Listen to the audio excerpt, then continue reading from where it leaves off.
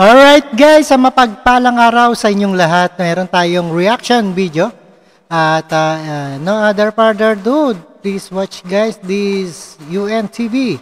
Meron rumble strip na ang ating Marilake Highway. At ito ay force multiplier nilagyan. Nilagyan na sa Marilake Highway versus aksidente ng kamote riders. Mga kamote. Ayan, patok sa motorcycle. Ayan, inaprubahan na kabataan sa Marilake, Rizal, Laguna, Quezon City. Highway na mistulang mga race track dahil sa mga kurbada sa kalsada doon.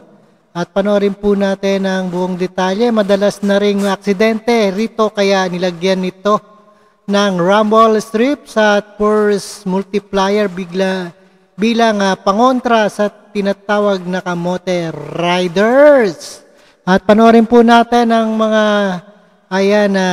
dito sa ating UNTV.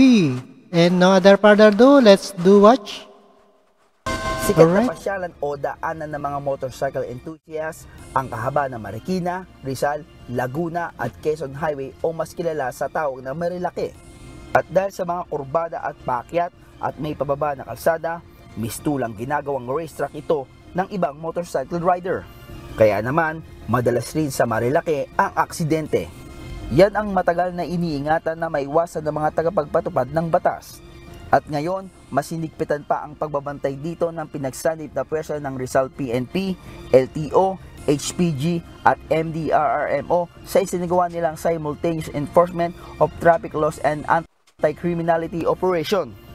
Bukod sa paglalagay ng kanilang personnels o force multipliers na nagbabantay sa lugar sa mga pasaway o kamote riders, naglagay na rin sila ng rumble strips.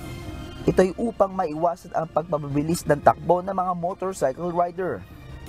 Ang objective namin dito is magkaroon kami ng maximum awareness on road safety and of course on simultaneous law enforcement operations, implementing traffic rules and regulations.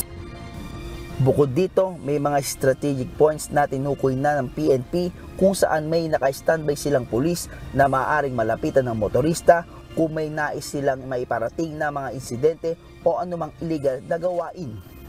Lalo na ngayong magpapasko, holiday and during long weekends, alam namin na marami po ang pumapasyal dito sa bayan ng Rizal. Kaya ginagawa namin dito para sa kaligtasan ng lahat.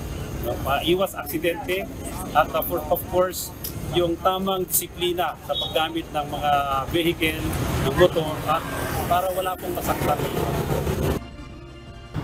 Laging tandaan ang aksidente ay walang pinipiling panahon o oras kaya huwag kalilimutan ang road safety. Laging tandaan, sabi nga ni Kuya Daniel, mata sa kalsada, kamay sa manibela. Alright, napanood nyo guys, ito nga nilagyan na ng rumble strip of force multipliers dito sa Marilake Highway. At hindi na kayo pwedeng magpabilis ng motor, lalo na yung mga big bikes dyan. Hindi na pwede makipagkarerahan at may lagyan na babagal na kayo. At no other further ado, thank you so much sa inyong lahat and peace out, keep safe and healthy.